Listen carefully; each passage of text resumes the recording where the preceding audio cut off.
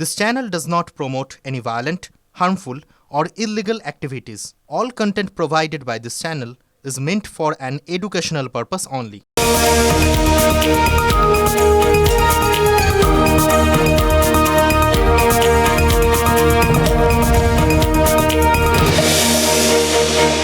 ভেনেজুয়েলায় সুশাসন ফেরাতে নাকি তাদের প্রেসিডেন্টকে হঠাৎ করে তুলে নিয়ে চলে এসেছিলেন ডোনাল্ড ট্রাম্প আমেরিকায়। তিনি এখনও বন্দী রয়েছেন। সুশাসন এসছে না আসেনি, তার নিজের এই যে অনুগত একজনকে বসিয়ে দিয়েছিলেন প্রেসিডেন্টের চেয়ারে, তিনি সুশাসন আনতে পেরেছেন না পারেননি, এগুলো হয়তো সময় বলবে। দেখুন, কোথাও গিয়ে ডোনাল্ড ট্রাম্প তার মনে হয়েছিল, পূর্বাভাস পেয়েছিলেন নাকি যে ওখানে সুশাসনটা দরকার, কিন্তু এভাবে যে মৃত্যু নেমে আসছে তার কোনো পূর্বাভাস কি তিনি পেয়েছিলেন? আসলে কি জানেন তো, দুটো জিনিস, ভূমিকম্প আর মৃত্যু, এই দুটোর মধ্যে একটা অদ্ভুত মিল আছে। দুটোই না বলে আসে আর চোখের পলক পড়ার আগেই কাজটা ছেড়ে দিয়ে চলে যায়। এটা ছাড়াও আরেকটা মিল আছে। দেখুন, ভূমিকম্প যদি প্রবল হয় তাহলে তো সে মৃত্যুর হাত ধরাধরি করে আসে, যেমনটা আজ এসছে। ডাবলেট অর্থাৎ জোড়া ভূমিকম্প, আর তাতেই তো ভেনেজুয়েলা এখন বিধ্বস্ত। রিক্টার স্কেলে প্রথম ভূমিকম্পের মাত্রা ছিল 7.2 আর দ্বিতীয়টার মাত্রা 7.5।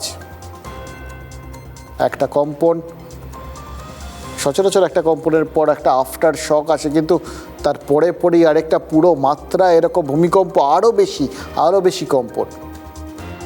এই দুটো প্রবল কম্পনে রাজধানী কারাকাস সহ ভেনেজুয়েলার বিস্তীর্ণ অংশ এখন তো ধ্বংসস্তূপ। আমেরিকার বিপর্যয় মোকাবিলা দফতর তারা প্রাণপণ চেষ্টা চালাচ্ছে ওই ধ্বংসস্তূপগুলো সরাতে, দেখতে চাইছে ওর মধ্যে আরও কেউ আটকে আছেন কিনা। কিন্তু সুনির্দিষ্ট করে বলতে হয় তারা প্রাণের কোনো চিহ্ন ওখানে আটকে আছে কিনা, কাউকে বাঁচাতে পারেন কিনা, সেই চেষ্টাই করছেন। কি বলছেন জানেন তারা? বলছেন ভূমিকম্পের ফলে ভেনেজুয়েলায় মৃতের সংখ্যা যা খুশি তাই হতে পারে, 10,000 থেকে 1 লাখের মধ্যে যে কোনো কিছু হতে পারে। মানে বুঝতেই পারছেন, সংখ্যাটা এর থেকেও বেশি হতে পারে। আসলে ভেনেজুয়েলা এখন সবে সকাল হয়েছে, ফলে কতজন মারা গেছেন, ক্ষয়ক্ষতির পরিমাণ কত, সেগুলো আর ওই বিপুল পরিমাণ ধ্বংসাবশেষ, কংক্রিট নেমে এসছে ওপর থেকে, এগুলোকে সরাতে হবে, তবে তো জানা যাবে। এক একটা বহুতল, কত মানুষ আটকে থাকতে পারেন, কেউ কিচ্ছু বলতে পারছেন না। এখন এখানে সময় কটা আপনারা তো জানেন, ঘড়ির কাঁটা 9টার দিকে এগোচ্ছে। যদিও আজ দুপুর থেকে কলকাতার তার আশেপাশের জেলার আকাশগুলো অন্ধকার হয়েছিল। ভেনেজুয়েলার দুঃখে আকাশ কেঁদেছে। অন্য এক জায়গায় এভাবে দুর্যোগের ঘন ঘটা ছেয়ে এসছে, তারই একটা ছবি এখানে উঠে এসছে কিনা আমরা জানি না। আসলে মানবতা তো বিশ্বের যে কোনো প্রান্তেই হোক একই রকমভাবে তার আবেদন রাখে। আজ দুপুরে এখানে যখন ওই প্রবল বৃষ্টি নামলো, তখনই আবহাওয়া দপ্তর জানালো যে শুধু বৃষ্টি নয়, সতর্কতা দরকার, কারণ বৃষ্টির সঙ্গে প্রবল বাজ পড়বে। একটা প্রাকৃতিক দুর্যোগ, এবং সেক্ষেত্রে অন্তত যেহেতু পূর্বাভাস পাওয়া গেল, অর্থাৎ প্রবল বাজ পড়বে, বজ্রপাত, ফলে আবহাওয়াবিদরা পরামর্শ দিলেন যারা রাস্তায় আছেন বা খোলা জায়গায় আছেন তারা যেন একটু আশেপাশে কংক্রিটের আশ্রয় খোঁজেন। কংক্রিটের আশ্রয়, বিপদ থেকে বাঁচতে কংক্রিটের আশ্রয়, এটাই তো তাদের পরামর্শ, তাই না? দেখছিলাম আর ভাবছিলাম, ওই ভেনেজুয়েলার কারাকাস আর পশ্চিমবঙ্গের কলকাতা, বিশ্বের দু প্রান্তের শহর, দুটো শহরেই প্রকৃতির রোষ নেমে এসছে। হয়তো পার্থক্য আছে, আরও মানে তাদের প্রাকৃতিক বিপর্যয়ের পার্থক্যের সঙ্গে আরও একটা পার্থক্য আছে, সেটা হচ্ছে ভূমিকম্পের আগাম পূর্বাভাস এখনও দেওয়া যায় না। একটু পরেই ভূমিকম্প হবে এরকম এখন পর্যন্ত হলপ করে কেউ বলতে পারেননি আর কি। কিন্তু বৃষ্টি আর বজ্রপাতের মোটামুটি একটা পূর্বাভাস হয়। এবং তার ফলে এই রাজ্যে কংক্রিটকেই আশ্রয় এবং ভরসা করতে বলছেন আবহাওয়া দপ্তর। শুনছিলাম আর ভাবছিলাম, জানেন তো, একটা জায়গায় ওই প্রাকৃতিক রসেই এই কংক্রিট ধসে পড়ে আপনারা দেখছিলেন যারা বাড়ির থেকে বেরিয়ে এসছেন। সচরাচর এই ভূমিকম্পের ক্ষেত্রে তো ওটাই বলা হয়, রাস্তায় নেমে আসুন, খোলা জায়গায় চলে যান। খোলা জায়গায় পৌঁছতে তো হবে, পৌঁছানোর আগেই ওই কংক্রিট নেমে এসে তাদের চাপা দিয়ে গেছে। আর আরেকটা জায়গায় ওই একইভাবে প্রাকৃতিক রোষ থেকে রক্ষা পাওয়ার জন্য কংক্রিটকে ভরসা করতে বলা হচ্ছে। ভরসা তো করবেন, প্রশ্ন হচ্ছে এখানেও রক্ষা পাবেন তো? গ্যারান্টি আছে? কোন কংক্রিটে আপনারা ভরসা করবেন বলুন তো? আমাদের রাজ্যে কংক্রিট কি সত্যিই ভরসার যোগ্য, নাকি ওই ভেনেজুয়েলার থেকেও বড় কোনো কম্পনে আমাদের এখানকার কংক্রিটে যে কোনো মুহূর্তে একই রকম ধস নামতে পারে? এমন কম্পন যেটা হয়তো আপনি দাঁড়িয়ে বুঝতে পারবেন না, কিন্তু হয়তো ওদের ভেতরে ওই কম্পনের এমন প্রভাব লুকিয়ে রয়েছে যে কোনো মুহূর্তে ধসে সব কংক্রিটগুলো মাটিতে মিশে যেতে পারে এবং চাপা একইভাবে দিয়ে দিতে পারে অসংখ্য প্রাণকে। ঠিক যেরকম ওই তারাতলায় কংক্রিটগুলো মাটিতে নেমে এসে কতজনকে চাপা দিয়েছে এখনো বলা যাচ্ছে না।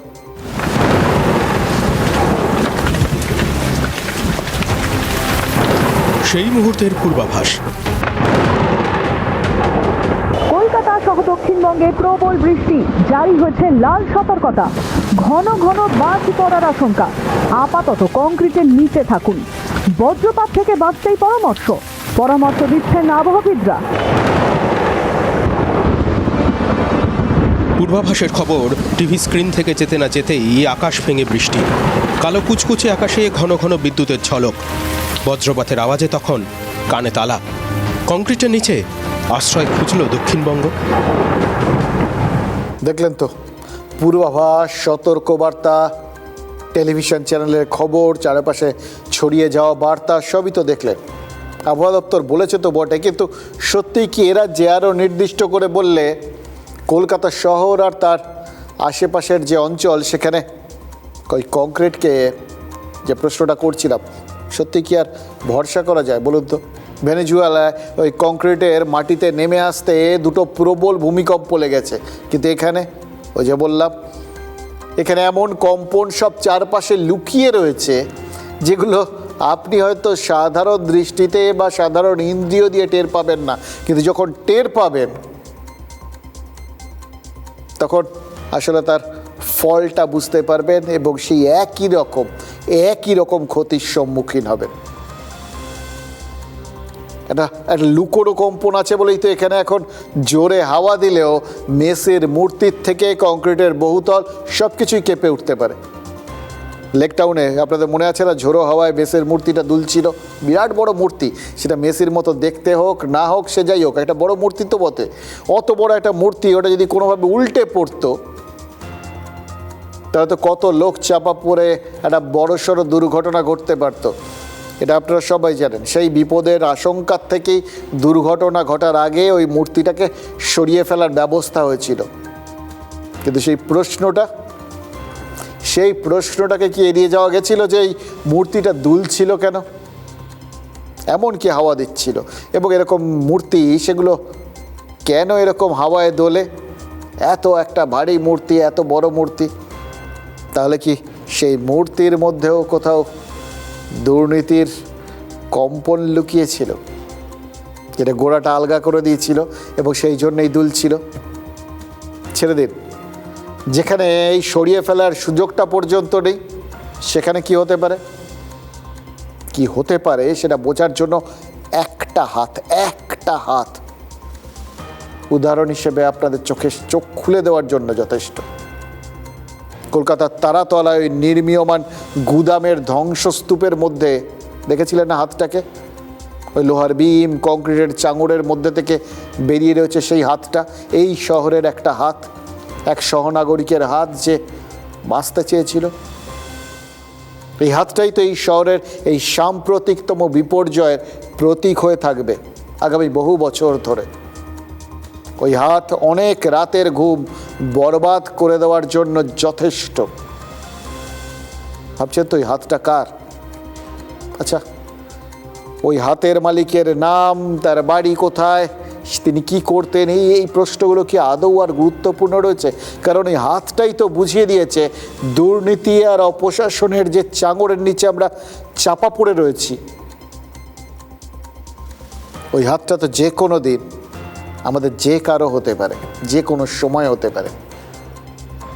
কারণ ওই যে কম্পনটার কথা বললাম, যে কম্পনটা হয়তো চোখে দেখা যায় না, সামান্যভাবে ওই দোলাঠোলা অনুভব করা যায় না, তার বদলে এই কম্পনটা তো অসংখ্য জায়গায় ঘুম ধরিয়ে দিয়েছে। তারাতলায় গোডাউন ভেঙে পড়েছে কেন? দুর্নীতি আর অপশাসনের কারণেই। এটাই তো এখানকার সবথেকে বড় কম্পন সৃষ্টিকারী বিষয়, দুর্নীতি। এবং এই দুর্নীতি আর অপশাসনের কথাটা বলতে, এই যে তারাতলায় যে বিপর্যয় ঘটেছে তার কারণ হিসেবে তুলে ধরতে আজ কোনো রকম দ্বিধাই করেননি মুখ্যমন্ত্রী। আজ বিধানসভার ফ্লোরে দাঁড়িয়ে শুভেন্দু অধিকারী একেবারে কাগজ তুলে দেখিয়েছেন। ওই নির্মীয়মান গোডাউন তৈরির ছাড়পত্র দিয়েছিল কলকাতা পুরসভা। গত জানুয়ারি মাসে এই ছাড়পত্র দেওয়া হয়, আর এই ছাড়পত্রে সই ছিল কলকাতা পুরসভার প্রাক্তন মেয়র, রাজ্যের প্রাক্তন পুরমন্ত্রী ফিরহাদ হাকিমের।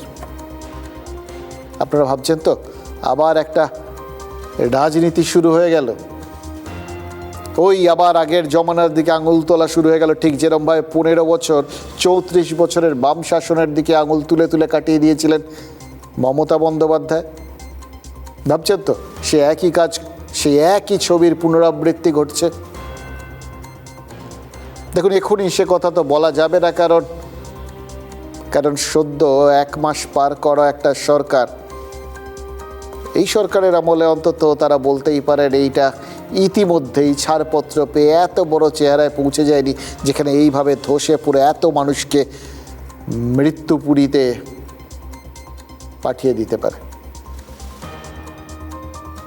সুতরাং মুখ্যমন্ত্রী বলতে পারছেন, খোলা মুখে বলতে পারছেন, ফিরহাদ হাকিমরা কলকাতাকে মৃত্যুপুরী বানিয়ে দিয়েছেন, তাই তাদের কাউকে ছাড়া হবে না। এবার বিধানসভায় মুখ্যমন্ত্রীর ভাষণ শুনে অনেকেরই হয়তো মনে হয়েছে যে পুরীকে কেন্দ্র করে একটা টান ডিটেকটিভ গল্প, হত্যাপুরী লিখেছিলেন সত্যজিৎ রায়, আর মুখ্যমন্ত্রীর অভিযোগ অনুযায়ী ফিরহাদ হাকিমরা তারাও একটা মৃত্যুপুরীর এমন একটা অধ্যায় তৈরি করলেন এই কলকাতার বুকে। এগুলো সবই তাদের পরোয়ানায় সই করে দেওয়ার ফল। পরোয়ানা, ছাড়পত্র নাকি আমাদের অনেক সহনাগরিকের, বা আমরা জানি না আর কার মৃত্যু পরোয়ানায় সই? এটাকে অস্বীকার করার কোনো জায়গা রয়েছে? এই সইয়ের জন্যেই তো একটা গোডাউন তৈরি হতে হতে ভেঙে পড়েছে, আর নিচে চাপা পড়ে গেছে কত মানুষ। এখন পর্যন্ত খবর অনুযায়ী 11 জনের প্রাণ গেছে, কিন্তু আবার বলছি, এখন পর্যন্ত সংখ্যাটা আমরা না চাইলেও হয়তো বাড়তে পারে, কারণ কত বড় একটা ধ্বংসস্তূপ, ওর তলায় কি আছে কেউ জানি না আমরা।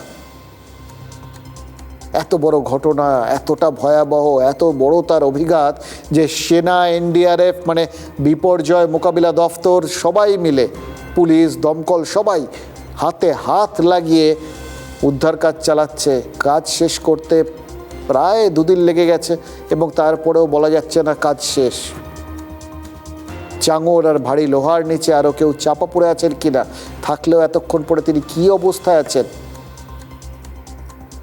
বেঁচে আছেন তো? থাকুন আর একটু, যদি উদ্ধার করা যায়। এটাই তো আমাদের প্রার্থনা, প্রশ্ন, সব কিছুই। এবার সঙ্গে সঙ্গে যে প্রশ্নগুলো আপনাকে আমাকে তাড়িয়ে নিয়ে বেড়াবে, যে কলকাতাকে মৃত্যুপুরী বানানোর যে কথাটা মুখ্যমন্ত্রী বলেছেন, এটা তো ভয়ঙ্কর বিষয়। একটা ঘটনার পরিপ্রেক্ষিতে তিনি যে জিনিসটাকে তুলে ধরেছেন, পুরসভার ছাড়পত্র, নিশ্চয়ই সেটা ভেঙে পড়ার ছাড়পত্র ছিল না। তাহলে কিসের ছাড়পত্র ছিল? ওটাকে বানানোর ছাড়পত্র ছিল। তাহলে ভাঙলো কেন? কারণ ছাড়পত্র দেওয়ার পর সেটা ঠিকভাবে বানানো হচ্ছে কিনা সেটা দেখারও তো একটা দায়িত্ব থাকে। তার মানে সেই দায়িত্বটা কেউ পালন করেনি। ও তখন আর একটু পিছিয়ে গিয়ে ভাবতে ইচ্ছে করছে যে যে ছাড়পত্রটা এসছিল, যদি সেটার মধ্যেও কোথাও দুর্নীতি থেকে থাকে, ঠিকঠাক প্ল্যান ছিল কিনা সেগুলোও তো খতিয়ে দেখার দরকার।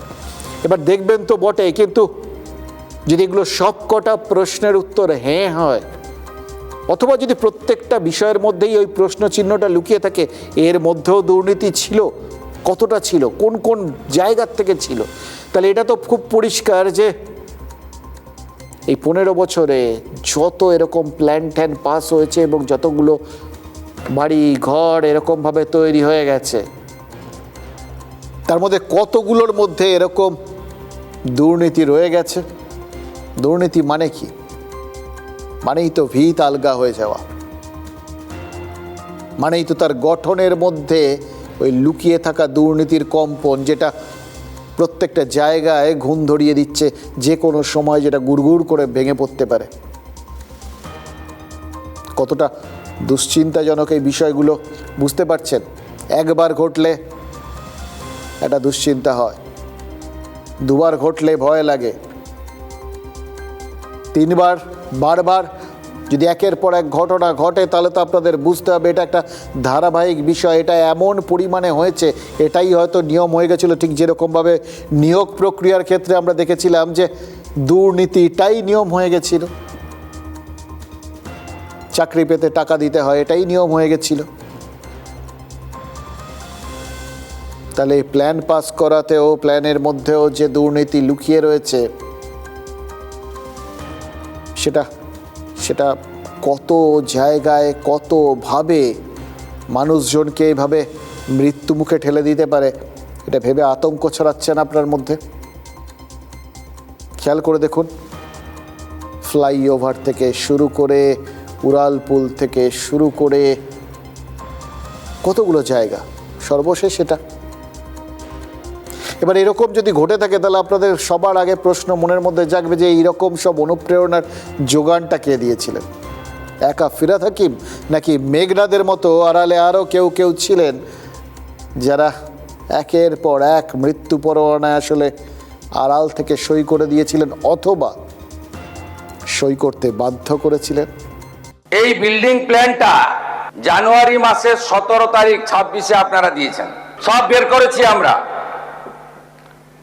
আপনাদের পাপের ফল, সব জায়গায় টাকা নিতে নিতে এই সিটি অফ জয়কে এবং বৃহত্তর কলকাতাকে মৃত্যুপুরীতে আপনারা পরিণত করেছেন।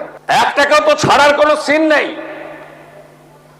আপনার প্রাক্তন মেয়রের সই আছে এতে, কাউকে ছাড়া হবে না। এইটা দেখুন, মাননীয় ফিরহাদ হাকিমের সই দেখুন। মুখ্যমন্ত্রীর বক্তব্য শুনলেন। প্রথমত, কলকাতার, বৃহত্তর কলকাতা এখন মৃত্যুপুরী, আর 2, এটা পাপের ফল। এবার পাপ বলতে নিশ্চিতভাবেই তিনি তৃণমূল কংগ্রেসের পাপের কথাই বলছেন, এটা তো বোঝা গেল। কিন্তু কাদের পাপে এটা হলো, তার থেকেও তো এটা আগে বোঝা দরকার কি পাপ আর কোথায় পাপ, কতটা পাপ ছড়িয়ে আছে কোথায়। এভাবে আমাদের রাজ্যে আকাশ থেকে উন্নয়নের নেমে আসাটা নতুন কিছু নয়, কিন্তু আমি ওই জন্যই বললাম, একবার ঘটলে একরকম, দুবার ঘটলে, একবার ঘটলে শুধু দুর্ঘটনাই বলতে পারেন, দ্বিতীয়বার ঘটলে আপনার মধ্যে চিন্তা আসবে যে এগুলোর পেছনে কোনো নির্দিষ্ট লক্ষ্য ছিল না তো, এটা কারোর দায় না তো, কোথাও ভুল হয়ে যায়নি তো। কিন্তু যদি একের পর এক ঘটতে থাকে, 3 নম্বর 4 নম্বর ঘটতে থাকে, তখন তো আপনাদের মনে হবে এটার পেছনে একটা ইচ্ছাকৃত কারণ রয়েছে, ইচ্ছাকৃত বা গাফিলতি রয়েছে। কেন বলছি? পোস্তার নির্মীয়মান ফ্লাইওভার নেমে এসেছিল, আপনারা দেখেছেন। মাঝেরহাটের ব্রিজটা নেমে এসেছিল, আপনারা দেখেছেন। প্রত্যেকবার ভাঙা রেকর্ডের মতো একই প্রশ্নগুলো তখনও বেজেছিল। তখন মুখ্যমন্ত্রী তোলেননি, তখন বিরোধী দলও হয়তো সেভাবে তোলেনি, কিন্তু তখন তো আমরা সংবাদ মাধ্যম প্রশ্নগুলো তুলেছিলাম, কার পাপ, কেন, কোথায় পাপ আছে, আরও এরকম। এবারও দেখুন সেই পাপের প্রশ্ন উঠছে। এবার তফাৎ হচ্ছে, এবার যেটা নেমে এসছে সেটা বেসরকারি কাঠামো, কিন্তু বর্তমান মুখ্যমন্ত্রী দাবি করছেন কাঠামোটা হয়তো বেসরকারি, কিন্তু আসলে ঘুণটা বা পাপটা সেটা সরকারি। বিগত সরকারের উন্নয়নই আসলে এরকম পাপ হয়ে নেমে এসছে ওই কাঠামোর ওপর। নেমে এসছে কলকাতা পুরসভার ৮০ নম্বর ওয়ার্ডে ওই তারাতলায় যে জমিতে ওই গোডাউনটা না, সেই জমিটা আসলে কিন্তু পোর্ট ট্রাস্টের, কেন্দ্রীয় সরকারি সংস্থা পোর্ট ট্রাস্ট। এবার তাদের জমি কেনা যায় না, লিজ নিতে হয়। এক্ষেত্রেও জমি লিজ নিয়েছিল একটা বেসরকারি সংস্থা। এবার সেই সংস্থা আরেকটা বেসরকারি সংস্থাকে ওই গুদাম তৈরির বরাত দিয়েছিল। যে সংস্থা গুদাম তৈরির বরাত পেয়েছিল সেই সংস্থা ব্যাকরণ না মেনেই নাকি নির্মাণ চালিয়ে যাচ্ছিল বলে অভিযোগ। অদ্ভুত একটা জিনিস শুনলাম, জানেন তো, এগুলো যারা নির্মাণ বিশেষজ্ঞ তারা বলতে পারবেন, তাদের সাথে কথা বলছিলাম, তারাও যেটা বলেছেন সেটা খুব অবাক লেগেছে। কারণ যে রিপোর্ট নাকি জমা পড়েছে সরকারের কাছে তাতে নাকি জানা যাচ্ছে যে প্রথম তলার ঢালাইয়ের আগেই নাকি তৃতীয় তলার ঢালাই শুরু হচ্ছিল। এবার তলা তৈরি না করে উপরের তলা, এটা সত্যি আমরা জানি না, বুঝি না এটা অত্যাধুনিক কোনো নতুন প্রযুক্তি বা নতুন কোনো পরিকল্পনা এসছে কিনা আমরা জানি না। তৃতীয় তলায় যখন ঢালাই চলছিল তখন নাকি একতলায় শ্রমিকরা কাজ করছিলেন, ফলে হতাহতের সংখ্যা অনেক বেশি। আর এর পাশাপাশি স্থানীয় বিজেপি নেতা, ওই বিধানসভা ভোটে যিনি কলকাতার বন্দর কেন্দ্রের প্রার্থী ছিলেন, রাকেশ সিং, তিনি গতকাল অভিযোগ করেছিলেন যে মশলায় সিমেন্টের তুলনায় নাকি বালির ভাগ বেশি ছিল। দেখুন, মশলায় ভেজাল থাক বা না থাক, লোহার বিমগুলো যেভাবে দুমড়ে মুচড়ে গেছে না, সেটা দেখেই নির্মাণ বিশেষজ্ঞরা বলছেন যে কাজে বড় সড়ো যাবতীয় পরিকল্পনা, প্ল্যানিং সব কিছুতে বড় সড়ো গাফিলতি না থাকলে এত বড় বিপর্যয় কখনো ঘটতেই পারে না। আর এখান থেকেই কলকাতা পুরসভার ঘাড়ে সব দায়ভার এসে পড়ছে, কারণ নির্মাণটা নিয়ম মেনে হচ্ছে কিনা, এই পরিকল্পনাটা যে প্ল্যানিং করা হয়েছিল সেটা সঠিক কিনা সেটা দেখার দায়িত্ব তো পুরো কর্তৃপক্ষের। আর এই কাজে পুরসভার ত্রুটি তো একবার নয়, একাধিকবার সামনে আসছে। আপনার মনে আছে ওই রাজ্যে বিজেপির সরকার তৈরি হওয়ার কিছুদিনের মধ্যেই কলকাতার তিলজলা এক বহুতলে আগুন লেগেছিল, 2 জন মারা যান। তদন্তে নেমে কি দেখা গেছিল, যে বহুতলে অগ্নিকাণ্ড ঘটেছে সেই বহুতলটাই বেআইনি, পুরোটাই ফাঁকি। ওখানে হয়তো ধসে পড়েনি, কিন্তু ওই ফাঁকিবাজিটা থাকলে সেটা যে বিবিধ দিক থেকে আসলে মৃত্যুপুরীতে পরিণত হয় সেটা তো ওখানেও দেখা গেছিল। এবং তখনই এইটা প্রশ্ন উঠেছিল যে পুরসভাকে অন্ধকারে রেখে ফাঁকতালে এই ধরনের নির্মাণ করা হয়েছিল, নাকি পুরসভা আসলে চোখ বুজে থাকতেই তারা অভ্যস্ত, মানে সোজা বাংলায় তারা কি কর্তব্যে ফাঁকি দিতেই অভ্যস্ত হয়ে গেছে, নাকি এটাই নিয়ম, অথবা কারোর নির্দেশে চোখ বুজে আছে, সবটাই তো প্রশ্ন। সেক্ষেত্রে তো বুঝতে হবে যে বেআইনি নির্মাণ হচ্ছে এটা জানা সত্ত্বেও কোনো ব্যবস্থা নেওয়া হয়নি। সাধারণ মানুষের জন্য রাজনৈতিক দরকার নেই, সবার মনেই কিন্তু এই প্রশ্নগুলো উঠছে, কারণ আপনি জানেন না আপনার পাশের বাড়িটা ঠিকভাবে উঠেছে কিনা। আপনি ঠিক করেছেন, আপনার পাশের বাড়িটা যদি এরকমভাবে গাফিলতি থেকে থাকে সেটা আপনার বাড়ির উপর ভেঙে পড়বে কিনা গ্যারান্টি আছে? ওই একই প্রশ্ন এক্ষেত্রে উঠেছে। বলা হচ্ছে যে গোডাউন নির্মাণে এত ত্রুটি, অথচ পুরসভার নজরদারি কোথাও ছিল না। কেন? এবার কেন ছিল না, কেন পুরসভার নজরদারির অভাব, তার একটা আভাস কিন্তু এদিন মুখ্যমন্ত্রী দিয়েছেন। বলেছেন যে এই ধরনের নির্মাণ থেকে নাকি কাঠমানি আসতো এবং সেই কাঠমানি নাকি ক্যামাক স্ট্রিটের অফিসে জমা হতো। ভাবুন তো, পৃথিবীর সব রাস্তা গিয়েই কি রোমে পৌঁছয়? মানে এটা আগেকার ওই ইংরেজিতে বলা হতো all road leads to Rome.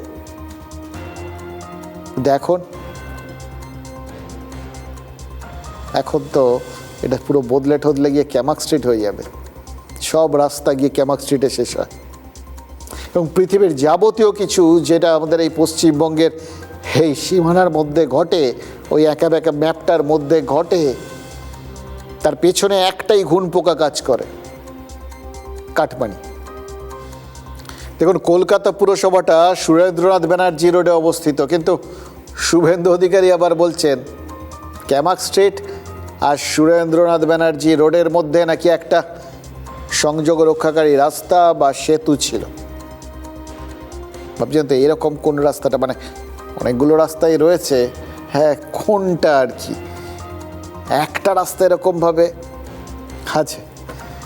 রাস্তাটা বেশ সচল রাস্তা, তার নাম নাকি কালীচরণ, যে কালীচরণ আপাতত পুলিশের হাতে আটক হয়েছে।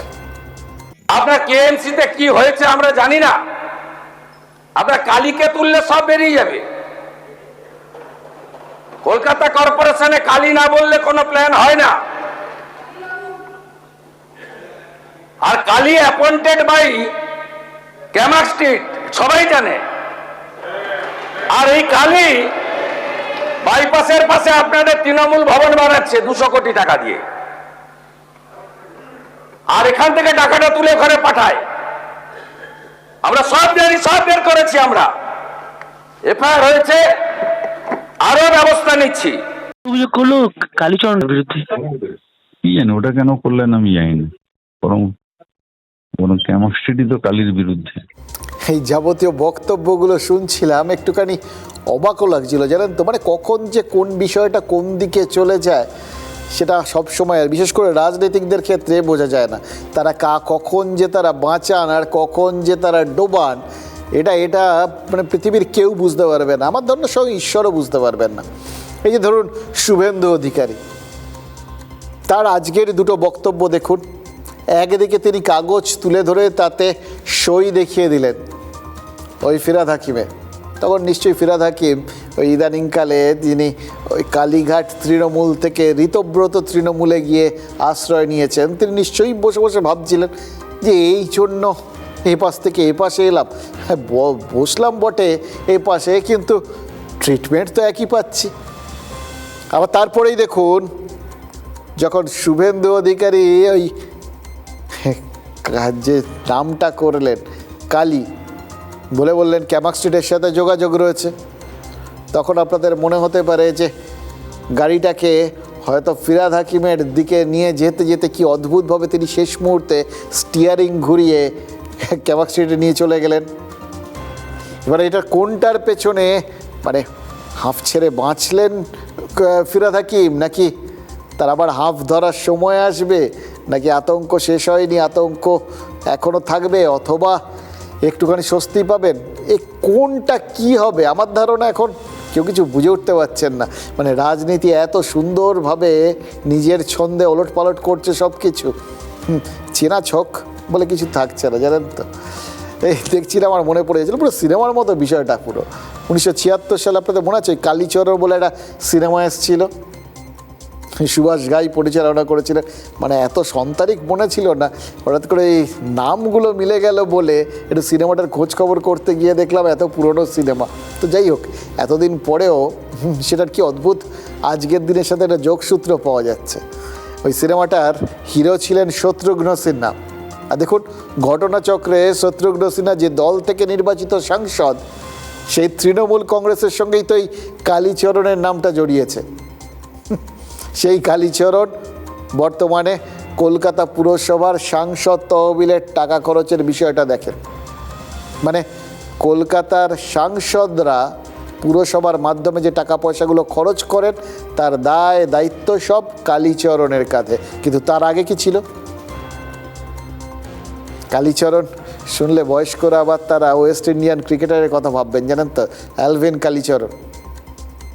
দারুণ ব্যাট ট্যাট করতেন আর কি, আমাদের ছোটোবেলায় খেলতে এসেছিল একটা দুর্ধর্ষ টিম ওয়েস্ট ইন্ডিজে, তাতে ছিলেন।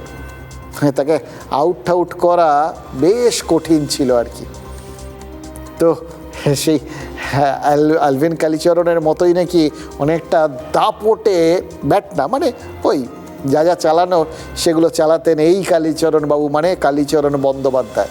উনি তখন ছিলেন নাকি ফিরহাদ হাকিমের ওএসডি। এগুলোই সব শোনা যাচ্ছে এখন। ফিরহাদ হাকিম যতদিন মেয়র ছিলেন ততদিন তার ওএসডি হিসেবে দাপটে কাজ চালিয়ে গেছেন তিনি। এবার দেখুন সেটা মেয়রের খুঁটির জোরেই হোক বা যে কোনো কারণেই হোক, পুরসভার ভেতরে বাইরে কলকাতার যে কোনো কাজে নাকি কালীচরণই শেষ কথা বলতেন। ভাবুন, এমন একজন মানুষ যার কথায় পুরসভা চলতো, তার সঙ্গে ক্যামাক স্ট্রিটের নামটা কি করে জড়ালো বলুন তো? কারণ ক্যামাক স্ট্রিটের কথাতেও নাকি সব কিছু চলতো। এটাই তো আমরা এতদিন ধরে শুনে এসছি। এবার একই সঙ্গে এক বনে তো দুজন বাঘ থাকতে পারে না, শেষ কথা তো দু জায়গার থেকে আসতে পারে না। তাহলে শেষেরও একটা শেষ আছে বলছেন। এবার ঘটনাচক্রে ওই ক্যামাক স্ট্রিটে অভিষেক বন্দ্যোপাধ্যায়েরও তো অফিস ছিল।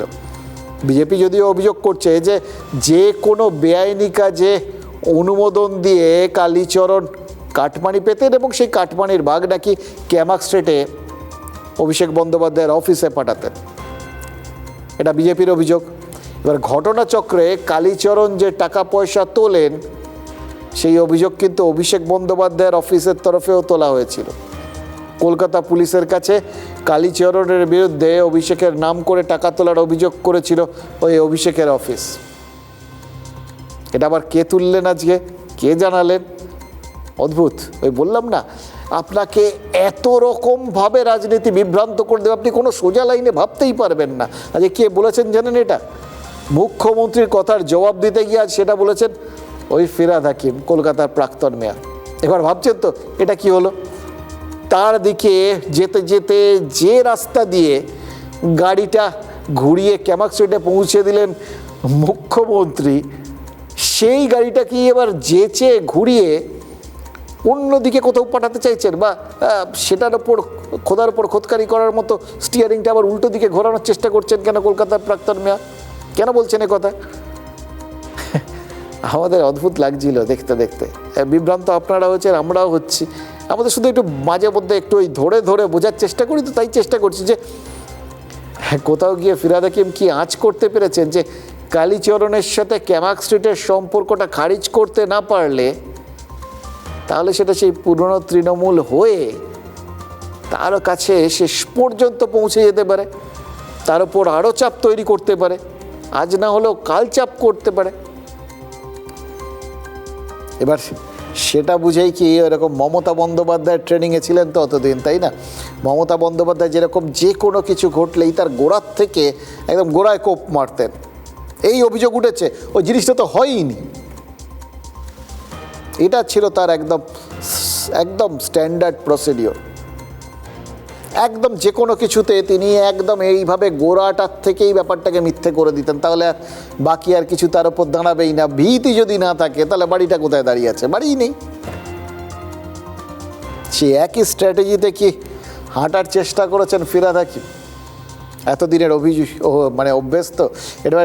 এটা যখন ভাবছিলাম তখন একটা অদ্ভুত কথা মনে পড়লো, জানেন? আজকে এই খবরটা কালকে এসেছিল, দেখছিলাম ওই মেট্রো লাইনে, মেট্রো স্টেশনে, খেয়াল করে দেখুন, মেট্রোর লাইনে এক ভদ্র মহিলা, আপনারা জানেন ওখানে থার্ড লাইনটা দিয়ে ওই বিদ্যুৎ বা প্রবল একটা মাত্রার বিদ্যুৎ প্রবাহিত হয়, ওখানটা কোনোভাবে টাচ করলে মৃত্যু সুনিশ্চিত, এবং ওইখানে ঝাঁপ দিয়ে যার জন্য প্রচুর লোক আত্মহত্যা করেছে।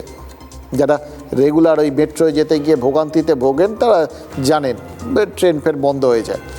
তো এই ভদ্রমহিলা তার অবশ্য এইরকম কোনো মানসিকতা ছিল না, কোনো রকম অভিপ্রায় ছিল না আত্মহত্যা করা। তাহলে তিনি কেন ওই একদম লাইনের ওপর নেমে পড়েছিলেন? কারণ অভ্যেস, নিশ্চিতভাবেই তাই।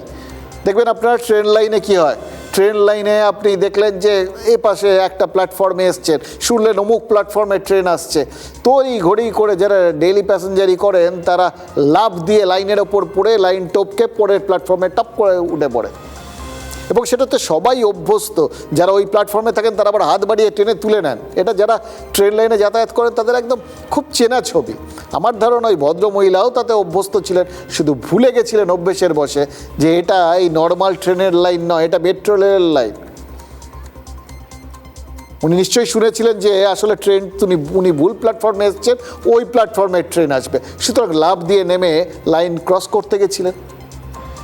এতে যে কী কেলেঙ্কারি হতে পারে সেটা ওনার মাথায় ছিল না। ফিরহাদ হাকিমও কি সেরকম অভ্যেসের বসে এরকম কাণ্ডটা করে ফেললেন? এবার তিনি তাতে বাঁচলেন না, ভবিষ্যতের কোন রাস্তা খুলল, ভবিষ্যতেই যাবে। কিন্তু যদি এরকম পরিস্থিতিতে তিনি পড়েন ভবিষ্যতে, তাহলে একটা জায়গায় আপনারা নিশ্চিন্ত থাকতে পারেন যে ফিরহাদ হাকিম বুঝতে পেরেছিলেন, অন্তত ওই শেষ মুহূর্তে গাড়িটা তার দিক থেকে ক্যামাক স্ট্রিটের দিকে ঘুরলেও ফিরহাদ হাকিম নিশ্চয়ই মনে মনে আশঙ্কা করেছিলেন গাড়িটা যে কোনো সময়ে তার দিকে ঘুরে আবার আসলেও আসতে পারে। সুতরাং ওটাকে একদম অন্য কোনো দিকে ঠেলার তিনি চেষ্টা করেছিলেন, এবং তার সেক্ষেত্রে অনুমানটা কিন্তু নির্ভুল ছিল। কারণ বেলেঘাটার বিধায়ক কুণাল ঘোষের মতো কেউ কেউ যে ওই তারাতলার বিপর্যয়ের দায়ে তার গ্রেফতারির দাবি তুলবেন, এটা সম্ভবত তিনি আগেভাগে টের পেয়েছিলেন, জানেন তো। মানে কালী কখনোই ক্যামাক স্ট্রিটের নয়, কালী পুরসভার। আমি ক্যামাক স্ট্রিটের ডিটেলে ঢুকছি না। ক্যামাক স্ট্রিট কিন্তু কালীকে কোনো অবস্থায় সমর্থন করে, কিন্তু তিনি হর্তাকর্তা বিধাতা ছিলেন। কাউন্সিলররা তাকে ভয় পেত এবং তাকে যথেষ্ট তৈলমর্দন করে চলত। এখন মুখ্যমন্ত্রী বলেছেন কালীকে ধরলেই সব বেরিয়ে যাবে, বা কালীকে জিজ্ঞেস করলে বেরিয়ে যাবে। তো জিজ্ঞেস করলে কেন? এখনো কালী অ্যারেস্ট হয়নি কেন? আর কান টানলে মাথা আসবে। আর বড় নাম যদি পেছনে থাকে তাহলে সেটা শুধু রাজনৈতিক উদ্দেশ্যে বিধানসভায় ব্যবহার করা হলো, সেটা যেন না হয়। যদি প্রাক্তন মেয়র তার কোনো দায় থাকে তাহলে তাকে অ্যারেস্ট করা হোক। আমি শুধু প্রথম লাইনটা শুনছিলাম কুণাল ঘোষের, কালী ক্যামাক স্ট্রিটের নয়, কালী পুরসভার। আমাদের কি মনে হচ্ছে জানেন, সব কিছুই তো কালী মাখা। পুরসভাতেও কালি লেগেছে, ক্যামাক স্ট্রিটেও কালির অভিযোগ। গোটা রাজ্যের কোথায় কালির অভিযোগ নেই বলুন তো? সব জায়গাতেই তো দুর্নীতির কালি লেগে আছে। এবার আপনারা দেখুন, এ কালীকে আপনারা সে কালী বলবেন কি বলবেন না। এবার তারপর তার সঙ্গে সঙ্গেই দাবি, পাল্টা দাবি, এগুলোকে যোগ করুন। শুভেন্দু অধিকারী ফিরহাদ হাকিমকে দোষ দেবেন, এটা যেরকম স্বাভাবিক, তেমনি কুণাল ঘোষও এখন ফিরহাদ হাকিমের গ্রেফতারি চাইবেন। এটা নিউ নর্মাল, বুঝতেই পারছেন। আবার ফিরহাদ হাকিমকে শুভেন্দু অধিকারী দোষ দিতে দিতে একটু আবার অন্যদিকে ঘুরিয়েও দেবেন, এটাতেও অনেকে অবাক হবেন না। মানে এই যে বিভিন্ন যাতায়াত, গাড়ির নড়াচড়া, এটা কিন্তু হবে। এটাই যে এখনকার বর্তমানে ওই বললাম নিউ নর্মাল, এখন এটাই হওয়ার কথা, সেটা মোটামুটি আপনারা সবাই বুঝে গেছেন। বিভ্রান্তি একটা দরকার, জানেন তো, নইলে অনেক কিছু পরিষ্কার হয়ে গেলে খুব মুশকিল আছে। মঙ্গলবার বিধানসভার অধিবেশনেই এইরকম বিভ্রান্তির যে একটা ইঙ্গিত, সেটা কিন্তু কুণাল ঘোষ দিয়েছিলেন। মানে যাদের আপত্তিতে শোভনদেব চট্টোপাধ্যায়ের বিরোধী দল নেতা হওয়া হয়নি, এবং যাদের জন্য এটা একদম তৃণমূলটা এখন কোনটা আসল কোনটা নকল এই বিভ্রান্তিতে ভুগছে, শুধু তারা নয়, সবাই। সেই তাদের, মানে যাদের কল্যাণে, তাদের বিরুদ্ধেও যাতে এই যাবতীয় অভিযোগের তদন্ত হয়, সেই আবেদনটাই তো তিনি মুখ্যমন্ত্রীর কাছে রেখেছিলেন। আজও তো বিধানসভায় যে রিপোর্টাররা ছিলেন তারা দেখেছেন যে অধিবেশন কক্ষ থেকে বেরিয়ে মুখ্যমন্ত্রী যখন নিজের ঘরে যাচ্ছেন, তখন বিধানসভার করিডোরে তার সাথে কুণাল ঘোষের দেখা হয়েছে এবং দুজনের মধ্যে একান্তে কিছু কথাও হয়েছে। সেটা নিয়ে নাকি বিধানসভায় দারুণ শোরগোল পড়ে গেছে, প্রচুর কৌতূহল লোকজনের। কি কথা হলো, কি বললেন, মানে এটা কি হওয়ারই কথা ছিল? এই কথাটা কি হওয়ারই ছিল? মানে এখন এই কথাবার্তা হওয়াগুলো এত ইঙ্গিতবাহী হয়ে দাঁড়িয়েছে এবং এক একটা কথার পরেই এত রকম ঘটনা ঘটে যাচ্ছে। সেই আপনাদের মনে আছে ঋতব্রতর সঙ্গে বঙ্গভবনে দিল্লিতে ঘটনাচক্রে দেখা হয়ে গেছিল মুখ্যমন্ত্রীর। তারপর তো দেখলাম পুরো তৃণমূলটাই ভেঙে দুটুকরো হয়ে গেল। এমনকি ঋতব্রতকে কেন্দ্র করে যে একটা তৃণমূলের এত বড় একটা গোষ্ঠী তৈরি হতে পারে, সংখ্যাগরিষ্ঠ বিধায়ক একদিকে চলে যেতে পারে মমতা বন্দ্যোপাধ্যায়কে ছেড়ে ঋতব্রতর পেছনে, শুধু এক কথার পরেই ঋতব্রতর যেরকম গুরুত্ব বেড়ে যেতে পারে সেটা কেউ কখনো ভাবতে পেরেছিলেন? ফলে এই কথাটাগুলো আজকাল লোকজন ভীষণ ভীষণ সেন দৃষ্টিতে লক্ষ্য করছেন এবং তার মানে বোঝার চেষ্টা করছেন। ব্যাপক কৌতূহল, কি কথা হলো। এবার সেটা রিপোর্টাররা যথারীতি শুনতে পাননি, কিন্তু এক্ষেত্রে তাদের খুব একটা কৌতূহল নিয়ে মানে পেট গুড়গুড় করছে এরকম অবস্থা বেশিক্ষণ থাকেও নি, কারণ কুণাল ঘোষ খানিক পরেই সব সংবাদ মাধ্যমের প্রতিনিধিদের ডেকে ফিরহাদ হাকিমের গ্রেফতারির দাবিটা তুলেছিলেন। এবার সংবাদ মাধ্যমের কাছে এই দাবিটা তোলার আগে তিনি মুখ্যমন্ত্রীর কাছে এই দাবিটা ব্যক্তিগতভাবে রেখেছেন কিনা সেটা অবশ্য আমরা জানি না, কিন্তু যেহেতু তিনি তার পরেই ডেকে এরকম কথা বললেন, ফলে এটুকুনি আন্দাজ করা যায় এরকম সংক্রান্ত কিছু কথা হয়ে থাকলেও থাকতে হতে পারে। এটা মোটামুটি সবাই ধরে নিতে পারবেন। এবার এতে কৌতূহল আমি জানি পুরোটা মিটলো না, কিন্তু তাও মন্দের ভালো হতো এটা ভেবে সান্ত্বনা পান যে কিছুটা বুঝতে পেরেছেন। এটা না জানলেও আমরা কিন্তু এটা জানি, ওই তিলজলার বহুতলের অগ্নিকাণ্ডের পর এটা এমন একটা ঘটনা যেটা ঘুরে ফিরে সেই দুর্নীতির গোড়ায় গিয়ে ঠেকলো। এর ফলে কিন্তু এটা এই ঘটনাটারও একটা মানে আপনারা বলবেন তো এগুলোর মধ্যে একটা স্বাভাবিক রাজনৈতিক একটা চাপানুতরের সুযোগ খুলে গেল, দরজা খুলে গেল। এর ফলে আবার এটা চাপানুতর হওয়ার সম্ভাবনাটা কম, কারণ এটা জাস্ট ওই বললাম 1 মাস হয়েছে এই বিজেপি সরকারের, ফলে তৃণমূলের তরফ থেকে অন্তত বিজেপির ঘাড়ে মানে দায় চাপানোর খুব একটা সুযোগ নেই, এবং থাকলেও চাপাবেনটা কি? যারা চাপানোর তারা তো এখন বন্ধুত্বপূর্ণ বিরোধী হয়ে রয়েছেন আপাতত ঋতব্রতর নেতৃত্বে, ফলে এটা খুব একটা কিছু হবে না বোঝাই যাচ্ছে। কিন্তু দেখুন বিজেপির কাছে, তাদের কাছে তো সুযোগই সুযোগ। এর ফলে না চাইতেই দুটো সুযোগ এই মুহূর্তে কিন্তু বিজেপি সরকারের সামনে চলে এসেছে। এক, ফিরহাদ হাকিম বিধানসভায় যে ঋতব্রত তৃণমূলের সদস্য, সেই ঋতব্রত তৃণমূলের সঙ্গে তাদের যে বন্ধুত্বপূর্ণ সম্পর্ক রয়েছে, মানে আমি বললাম বন্ধুত্বপূর্ণ, এরকম বিরোধীর একটা সংজ্ঞার নতুন চারপাশে ঘুরে বেড়াচ্ছে যেটা অতীতে খুব একটা দেখা যায়নি। এবার এই ধারণাটা ভেঙে দেওয়ার একটা সুযোগ বিজেপি পেল। বলতেই পারে যে ওই ঋতব্রত মানে ওই বন্ধুত্বপূর্ণ বিরোধী বলে যাদের বলা হচ্ছে তাদের মধ্যেই তো একজন এখন ফিরহাদ হাকিম, অথচ মুখ্যমন্ত্রী তো সরাসরি তার সই দেখিয়ে তাকে দায়ী করে দিলেন। আর 2, তিলজলার বহুতলে অগ্নিকাণ্ডের পর যে বুলডোজারের অ্যাকশন শুরু হয়েছিল, পরবর্তীকালে কোর্ট কাছারির ফলে যেটা আপাতত বন্ধ রয়েছে, বেআইনি নির্মাণের বিরুদ্ধে সেই বুলডোজার অ্যাকশন ফের শুরুর একটা সুযোগ বিজেপির সামনে চলে এলো। এটা তো পুরো ট্রেডমার্ক হয়ে গেছে, সেই উত্তরপ্রদেশ থেকে এটা গোটা ব্যাপারটা বয়ে সেটা বাংলায় চলে আসছে। ওই বিহারে জয়ের পর প্রধানমন্ত্রী বলেছিলেন, আপনাদের মনে নেই, যে এই গঙ্গা তো বিহার থেকে বয়ে বাংলাতে যাচ্ছে। সত্যিই বাংলায় তারপর বিজেপি সরকার চলে এসছে। বা ঠিক সেই একইভাবে এই বুলডোজার কালচারটা সেটাও তো উত্তরপ্রদেশ থেকে বাংলায় চলে আসছিল। যে কোনো এরকম বেআইনি কার্যকলাপের বিরুদ্ধে এই যে বুলডোজার একটা, এই যারা বেআইনি কাজকর্ম করে তাদের জন্য একটা ভয়ের বা সতর্কতার একটা প্রতীক হয়ে দাঁড়িয়েছিল। সেটা খানিকটা হলেও স্থগিত হয়েছিল, ধাক্কা খেয়েছিল ওই আদালতের রায়। কিন্তু তারাতলার ঘটনা দেখিয়ে এবার রাজ্য বলতেই পারে যে ক্ষমতায় এসেই তারা বেআইনি নির্মাণের বিরুদ্ধে যে ওই 0 টলারেন্স নীতি নিয়েছিল, মানে এতটুকু ছাড় দেওয়া হবে না, সে নীতির ওপরেই তালতলার এই দুর্ঘটনাটা শিলমোহর দিয়ে দিল। এরকম ব্যবস্থা না নিলে এরকমই ঘটনা যে ভবিষ্যতে ঘটবে না আরও, তার গ্যারান্টি দেওয়া যাবে না। আচ্ছা কথা বলুন তো, এরকম কিছু যে রাজ্যের মন্ত্রিসভা ভাবছে না তার গ্যারান্টি দেওয়া যায়? কেন বলছি? কারণ আছে। 1975 সালের 25শে জুন দিনটা একবার খেয়াল করুন। আজকের দিন 1975 সাল। কী হয়েছিল? দেশে জরুরি অবস্থা জারি করেছিল ইন্দিরা গান্ধীর সরকার। আজ বিধানসভায় দাঁড়িয়ে শুভেন্দু অধিকারীও তো ইঙ্গিত দিয়েছেন যে তারাও একটা জরুরি অবস্থা জারি করতে চলেছেন। ইতিহাসের কি অদ্ভুত সমাপতন, তাই না? এবার ভাবছেন তো এই রাজ্য সরকার তারা কীভাবে জরুরি অবস্থা জারি করবে। প্রায় সেরকমই তো ব্যবস্থা করছে রাজ্য সরকার, সেরকমই কড়া পদক্ষেপ তো তারা নিচ্ছে।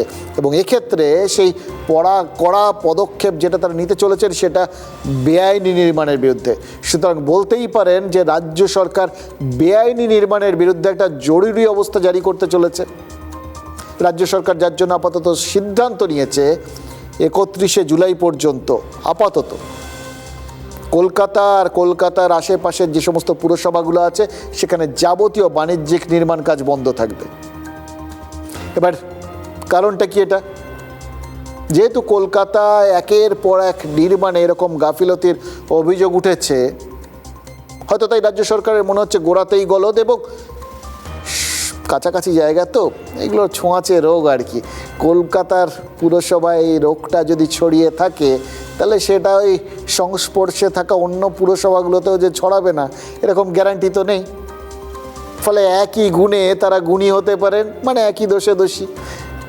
অতএব বুঝতে পারছেন, প্রকৃতি, দুর্নীতি আর রাজনীতির রহস্পর্শে যে পরিস্থিতিটা তৈরি হয়েছে আমাদের এখানে, সেই পরিস্থিতিতে প্রাণ বাঁচাতে যাবতীয় নির্মাণের বিরুদ্ধে জরুরি অবস্থাটা জারি করাই সময়ের দাবি বলে এখন রাজ্য সরকার কিন্তু ভাবতে পারে। আমরা 4 সপ্তাহ Kolkata municipal corporation, Rajarhat new town, Maheshtala, Budge Budge, Pujali, Bishnupur গ্রামীণ এলাকা, সাউথ 24, সোনারপুর, বারুইপুর পুর এলাকায় সমস্ত নির্মীয়মান কাজ জরুরি পরিষেবা ছাড়া আমরা বন্ধ রাখলাম। আমরা অডিট করাবো, যতক্ষণ না অডিট সার্টিফিকেট হচ্ছে কোন বিল্ডিং এ আমরা হাত দিতে দেব না। তারপরে তো প্রপার্টি অ্যাটাচমেন্ট করে আদায় করব, শুধু জেল খাটানো নয়। সুতরাং বুঝতে পারছেন, একটা বিস্তীর্ণ এলাকায় কোনো নির্মাণ কাজ এখন চলবে না, মানে এটা কত বড় একটা সিদ্ধান্ত, কত কিছু এর সঙ্গে জড়িত রয়েছে। ফলে এটা নিয়ে যে রাজ্য রাজনীতি এবং গোটা রাজ্যেই একটা শোরগোল পড়বে, এটা নিয়ে আপনারা নিশ্চিন্তে থাকতে পারেন। এবার এরকম যখন চাপের পরিস্থিতি তৈরি হয় না, তখন একটু পেছন ঘুরে একটু হালকা কিছু দেখতে হয়, কারণ হালকা কিছু দেখলে এটা বোঝা যায় যে আসলে চাপটা ঠিক কতটা। 1975 সালের কথা বলছিলাম, 1975 সালেরই একটা দৃশ্য আপনাদের দেখাচ্ছি, তাহলে আপনারা বুঝতে পারবেন কীভাবে একটা দৃশ্য থেকে আরেকটা দৃশ্যে যাওয়া যায়। সে সাল এবং একটা যোগসূত্র থাকে, ঠিক যেভাবে ওই 75-এর 25শে জুনের সঙ্গে উনি 2026-এর এই 25শে জুন সম্পর্ক যুক্ত হয়ে যাচ্ছে, তেমনি শুধু একটা ক্ষেত্রে নয়, এরকম একাধিক ক্ষেত্রেই হয়তো এরকম বেশ কিছু যোগসূত্র থাকবে বলে, বা আপনাদের সামনে সেগুলো হয়তো আমরা প্রমাণ করে দিতে পারবো। এই 2 বছরের মধ্যে একটা কোথাও না কোথাও নিবিড় যোগাযোগ আছে। ইনকো সুধারনে কা এক হি তরিকা হ্যায়, মিসা। ভালো করে শুনুন এবং মনে করুন। উত্তম কুমারের ছদ্মবেশী ছবির ওই হিন্দি রিমেক ভার্সন ছিল ওই চুপকে চুপকে, দমফাটা হাসির ছবি, এটা তো ঠিকই, কিন্তু এটার মুক্তি সেই 1975। ঋষিকেশ মুখোপাধ্যায় তিনি কিন্তু এই হাস্যরসের মধ্যেই কৌশলে একটা রাজনৈতিক বক্তব্য গুঁজে দিয়েছিলেন, সেটা এটা একটা শব্দ, মিসা। মিসা মানে কি ছিল? MISA, এটাই হচ্ছে তার পুরো form, maintenance of international security act. এটা কিন্তু ওই জরুরি অবস্থার সময়ের একটা কুখ্যাত আইন বলে সবাই মনে করে। 1971 সালের 2রা জুলাই এই আইনটা ভারতীয় সংসদে পাশ হয়েছিল, তার আগে অর্ডিন্যান্স জারি হয়েছিল। এই আইনের বলে কি করতে পারতো? কেন এই আইনটাকে করা হলো? কারণ এই আইনের বলে পুলিশ প্রশাসনকে একচেটিয়া ক্ষমতা দেওয়া হয়েছিল। তারা এই আইনের বলে সন্দেহের বশে গ্রেফতার করতে পারতেন, তল্লাশি চালাতে পারতেন এবং সম্পত্তি বাজেয়াপ্ত করতে পারতেন। এই আইনটাই ছিল জরুরি অবস্থার ভিত্তি। ইন্দিরা গান্ধী ভোটে হেরে যাওয়ার পর জনতা পার্টি ক্ষমতায় এসে যথারীতি এই আইনটাকে তুলে দেয় তাড়াতাড়ি। এবার এই আজকের দিনে সেই এমার্জেন্সির 51 বছর পূর্তি, আর কি অদ্ভুতভাবে মিসাটা প্রাসঙ্গিক হয়ে গেল দেখুন।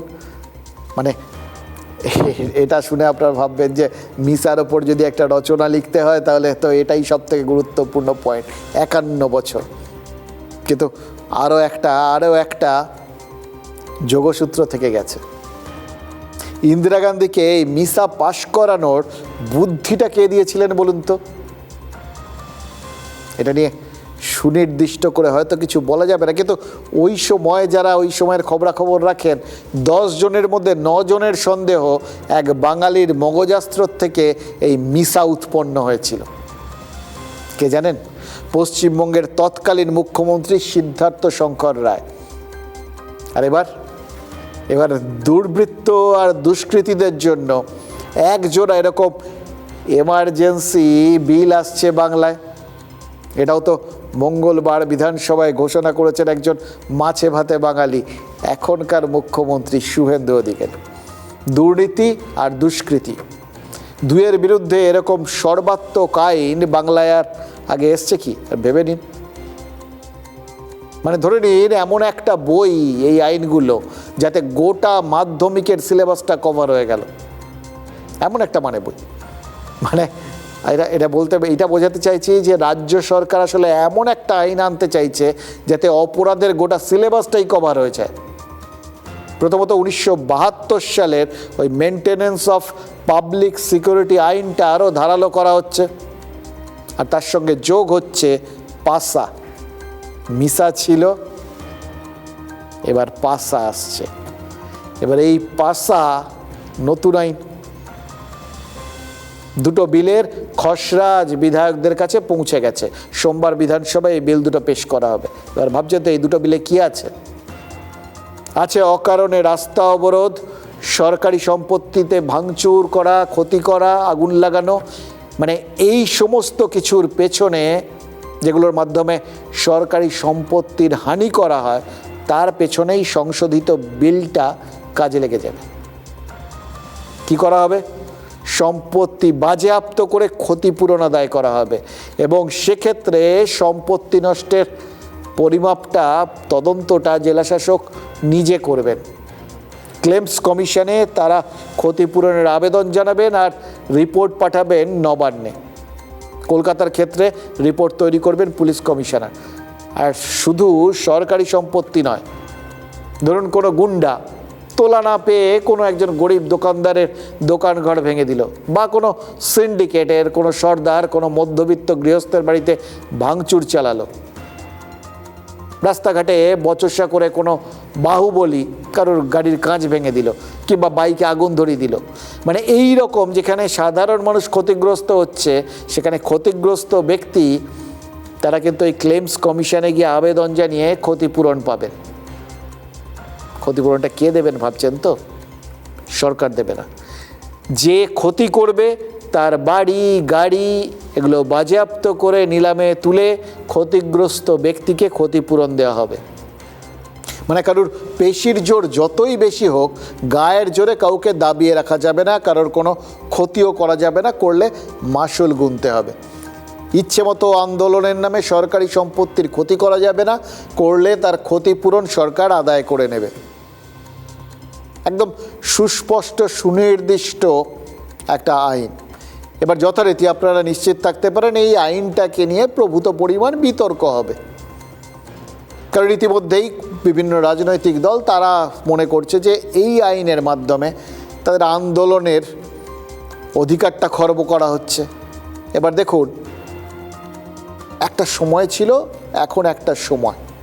ইতিহাস অনেক দূরে গিয়েছে, আমরা অনেক দূরে গিয়েছি, এবং ইদানিং আমরা একটু বুঝতে শিখেছি আমাদের ওই ট্যাক্সের টাকায়, করের টাকায় সরকারি সমস্ত বিভিন্ন বিষয়গুলো চলে, যার মধ্যে বহু টাকা পয়সা, আমাদের দেওয়া টাকা পয়সা কীভাবে দান খয়রাতি হয়েছে বা বিভিন্নভাবে নষ্ট হয়েছে, সেগুলো আমরা দেখেছি। সেই নিয়ে মানুষজন ভেবেছেন, ভোট দিয়েছেন, ফলে মানুষজন সচেতন হয়েছেন, মানতে হবে।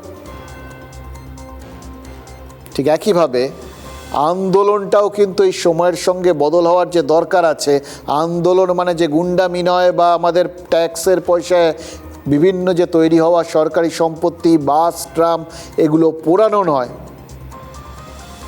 সেই বিষয়টাও বোধহয় মাথায় রাখার দরকার আছে। অর্থাৎ দায়িত্বশীল আন্দোলন, এটাই হচ্ছে সময়ের দাবি। হয়তো এই বিলটা অন্তত নীতিগতভাবে সেই দিকেই দিক নির্দেশ করছে। সবই বদলে যাচ্ছে, ওই বললাম বিরোধীদের ধরন বদলে যাচ্ছে, কীরকম বন্ধুত্বপূর্ণ বিরোধী এরকম, সেটাও দেখা যাচ্ছে। তো যাই হোক, ঘটনা হচ্ছে ব্যক্তিগত সম্পত্তির ক্ষেত্রে ক্ষতিপূরণ আদায়ের বন্দোবস্ত এবং এইভাবে বন্দোবস্ত, এটা কিন্তু এই প্রথম। এবার ভাবছেন আইনের শাসন কি এখানেই শেষ, নাকি এরপর আরও কিছু আছে? আছে তো বটেই। সমাজ বিরোধী কার্যকলাপের জন্য রয়েছে দ্বিতীয় আইনটা, ওই পাসা, public safety and control of anti social activity bill. সমাজ বিরোধী কার্যকলাপ কী এক্ষেত্রে, গুন্ডা কাদের বলা হবে, সব লেখা থাকছে আইনে, একদম ডিফাইন করা। মানুষের মনে ভয় সৃষ্টি করা, বৈধ ব্যবসায় বাধা দেওয়া, মানে দোকানদার বা দোকানে দাদাগিরি, তোলাবেজি করা, অবৈধ খনন, অবৈধ বালি তোলা, বনজ সম্পদ ধ্বংস করে পাচার করা, এই সব কিছুই এই পাসা আইনে অপরাধ বলে গণ্য করা হবে। এছাড়া বেআইনি অস্ত্র, মাদক পাচার, বিস্ফোরক, এরকম বিভিন্ন জিনিসে যদি কেউ অপরাধী বলে চিহ্নিত হন, তাহলে এই আইন তার পেছনে লেগে যাবে। মানে এটা বুঝতে পেরেছেন? পাড়ার তোলাবাজ থেকে কয়লা, গরু পাচারকারী, সবার সম্পত্তি বাজেয়াপ্ত করার জন্য একটা কমন আইন নিয়ে আসছে রাজ্য সরকার। জাহাঙ্গীর খান থেকে জাহাঙ্গীরদের বস, সবার সম্পত্তি তার মানে এই পাসা আইনে ক্রোক হয়ে যেতে পারে, অন্তত সেই বন্দোবস্ত সরকার করে ফেলছে। जिन्होंने बंगाल को लूटा है, जिन्होंने बंगाल को बर्बाद किया है, उनके लिए मेरा मंत्र है सबका हिसाब होने वाला है। और इसलिए सबका साथ, सबका विकास और बंगाल में लूटेरों का होगा हिसाब। দুর্নীতি করে বাংলায় আর পার পাওয়া যাবে না, ভোটের প্রচারেই তা পরিষ্কার করে দিয়েছিলেন প্রধানমন্ত্রী নরেন্দ্র মোদী। বিধানসভায় দাঁড়িয়ে প্রথম দিনই তার ইঙ্গিত দিয়েছিলেন রাজ্যের নতুন মুখ্যমন্ত্রী। আমরা শপথ নিয়েছি, গুন্ডা, মাফিয়া, তোলাবাজ, লাল চুল কানে দুল একটারও জেলের বাইরে থাকবে না। অনেকেই ভাবছেন 2 মাস থাকলাম, তারপরে আইনি লড়াই করে জামিনে বেরিয়ে এলাম, একটা চোরকে ছাড়া হবে না।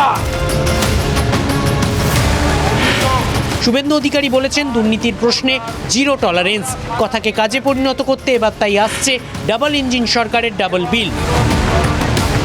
দুটি বিলের প্রথমটি West Bengal maintenance of public order অ্যাক্টের সংশোধনী। সরকারি সম্পত্তি ভাঙচুর, লুট বা অগ্নিসংযোগের মতো ঘটনায় যা কার্যকর হবে। সংশোধিত বিলে রাজ্যের সরকারি ও ব্যক্তিগত সম্পত্তি নষ্ট হলে অভিযুক্তের সম্পত্তি নিলাম করার ক্ষমতা থাকবে প্রশাসনের হাতে। সরকারি সম্পত্তি নষ্টের মূল আইনটি 1972 সালের, 2023-এ সেই আইনেই সংশোধনী আনে মমতা বন্দ্যোপাধ্যায়ের সরকার। এবার তার উপরে ফের সংশোধনী আনছেন শুভেন্দু অধিকারী। এছাড়াও দুর্নীতি আর লুট ঠেকাতে আরও এক নজিরবিহীন বিল আনছে শুভেন্দু অধিকারীর সরকার, যার নাম West Bengal public safety and control of anti social activities bill 2026। নতুন বিল অনুযায়ী কোনো ব্যক্তি বা দল, চক্র অথবা সিন্ডিকেটের সদস্য বা নেতা নিয়মিত অসামাজিক কাজে যুক্ত হলে সরকার তাদের গুন্ডা হিসেবে চিহ্নিত করবে। জননিরাপত্তা বিঘ্নিত হতে পারে এমন আশঙ্কা থাকলে সরকার তাকে বিচার ছাড়াই দীর্ঘ সময়ের জন্য আটক করে রাখার ক্ষমতাও রাখবে। দুটি আইনের মূল লক্ষ্য হলো একদিকে সমাজবিরোধী কাজকর্ম, সংগঠিত অপরাধ, সিন্ডিকেট রাজ থেকে সাধারণ মানুষের নিরাপত্তা নিশ্চিত করা, আর অন্যদিকে রাজ্যের যে কোনো স্তরের দুর্নীতিগ্রস্ত আধিকারিক, নেতা বা যে কোনো ব্যক্তির বেআইনিভাবে অর্জিত সম্পত্তি সরাসরি বাজেয়াপ্ত করা। শেষ দিনে বিল আসছে, সম্পত্তিও বাজেয়াপ্ত করব, সম্পত্তি অকশন করব। হরিষ্ঠ চ্যাটার্জি রোডের ওই প্রাসাদগুলোতে, কলকাতার রাস্তায় রাত্রিবেলা ফ্লাইওভারের নিচে যারা থাকে তাদেরকে রাখাবো। স্রেফ মুখের কথা নয়, তৃণমূল জমানায় প্রাতিষ্ঠানিক দুর্নীতি বন্ধ করতে মুখ্যমন্ত্রী যে আঁটোসাঁটো আইনি জাল বিছিয়ে ফেলেছেন তার প্রমাণ সরকারের আনা এই নতুন দুই বিল।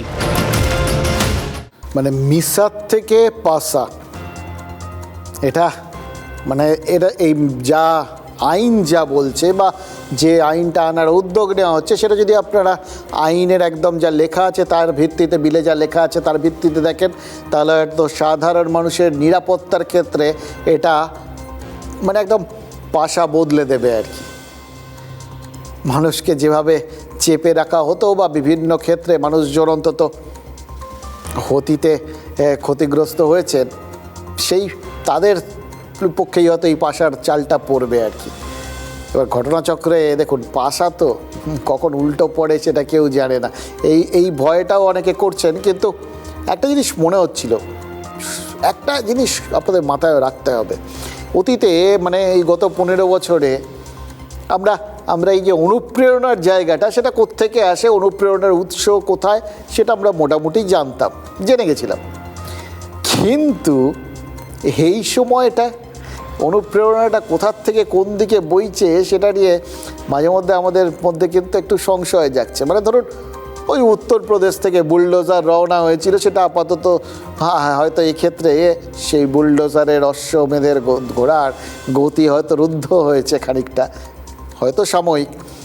কিন্তু এইটার ক্ষেত্রেও তো এই সরকারি সম্পত্তি ভাঙচুর টাংচুর করে যারা বিভিন্ন ক্ষেত্রে পার পেয়ে যেত, তাদের বাড়ি ঘর নিলাম করে সেই তার ক্ষতিপূরণ আদায় করার ক্ষেত্রেও কিন্তু ওই যোগীরাজ্য তারা পথিকৃত হয়ে থাকবে সাম্প্রতিককালে।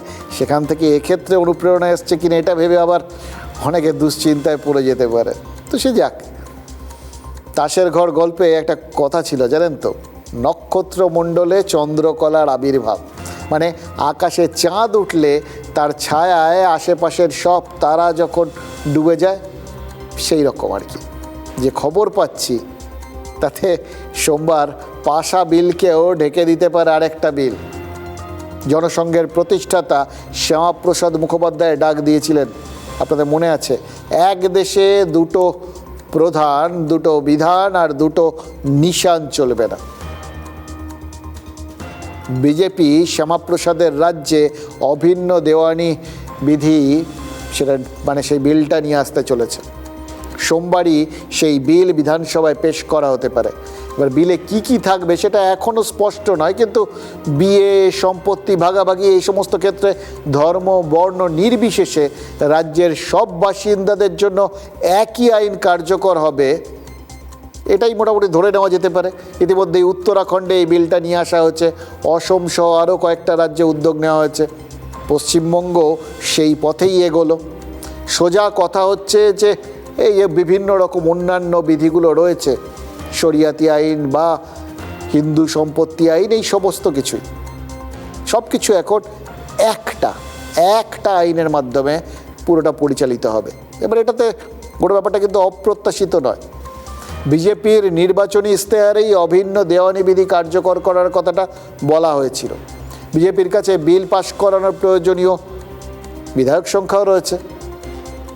আর তারপর তো মানে এখন তো তাদের প্রত্যেকটা ভালো কাজে সমর্থন করার লোকের কোনো অভাব দেখা যাচ্ছে না, সংখ্যাটা বাড়তেও পারে আর। কিন্তু ভোটের ফল ঘোষণার 2 মাসের মধ্যে যে বিধানসভায় বিলটা নিয়ে আসা হবে, এটা কিন্তু কেউ অনুমান করতে পারেননি। এটা দেখে আপনাদের এটা মানতেই হবে, সরকার শুরু থেকেই কিন্তু এই বিভিন্ন গাড়ির বিজ্ঞাপনে দেখুন দেওয়া থাকে, যেটা মানে বিভিন্ন গাড়ি নির্মাতারা দিতে চায় আর কি, 0 থেকে 5 সেকেন্ডের মধ্যে এত কিলোমিটার স্পিডে পৌঁছে যেতে পারে। মানে কে কতটা স্পিডে পৌঁছতে পারে এত দ্রুত, সেটার ওপরেই নাকি সেই গাড়িটার কত শক্তিশালী সেইটা নির্ভর করে, সেটাই তার পরিচয়। তাই এই সরকারও তাদের মানে শক্তি এবং তাদের গুণমান সম্পর্কে যে সেরকমই একটা বিজ্ঞাপন দিচ্ছে বা অন্তত তৎপরতা দেখাচ্ছে, সেটা কারোর কাছে অস্বাভাবিক রকম বেশি তৎপরতা মনে হলেও এটা নিয়ে কিন্তু কোনো সংশয় নেই।